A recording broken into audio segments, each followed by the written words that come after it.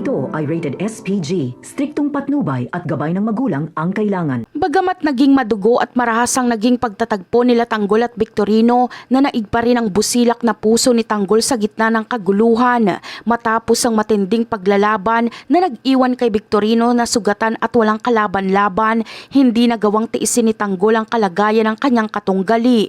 Sa halip na iwanan itong nakahandusay at naghihingalo sa daan, nakaramdam si Tanggol ng matinding awa para sa lalaking sumubok ding tumayo para sa sarili nitong prinsipyo. Dahil dito, nagpasya si Tanggol na hindi pa ito ang katapusan para kay Victorino at dapat pa itong bigyan ng pagkakataon. Agad na inutusan ni Tanggol ang kanyang mga kasamahan na tulungan siyang buhatin ang naghihingalong si Victorino upang isama sa kanilang pag-alis. Maingat nila itong isinakay at dinala patungo sa kanilang bagong hideout kung saan sila pansamantalang magtatago mula sa mga kaaway.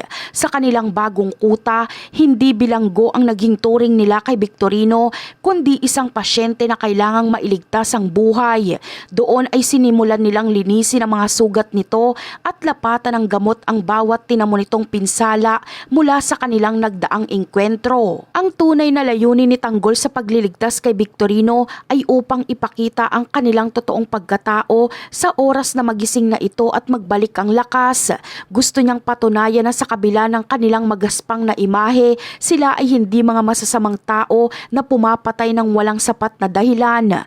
Para kay Tanggol, mahalagang makita ni Victorino na ang kanilang grupo ay may puso at marunong rumispeto sa buhay ng kapwa, lalo na sa mga taong nadamay lamang sa mas malaking gulo na hindi naman nila ginusto. Nais ni Tanggol na magsilbing aral kay Victorino ang gagawin nilang pag-aaruga dito habang ito ay nagpapagaling sa kanilang hideout. Naniniwala si Tanggol na kapag maramdaman ni Victorino ang kanilang malasakit, mas madali nitong maintindihan ang lalim at katotohanan ng kanilang ipinaglalaban.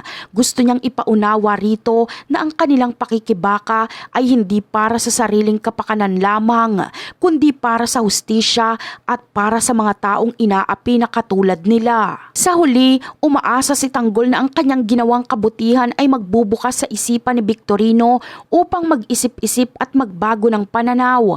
Hangad niya na sa muling pagdilat ng mga mata ni Victorino, makikita nito na nasa tamang panig ang grupo nila Tanggol at karapat-dapat silang pagkatiwalaan.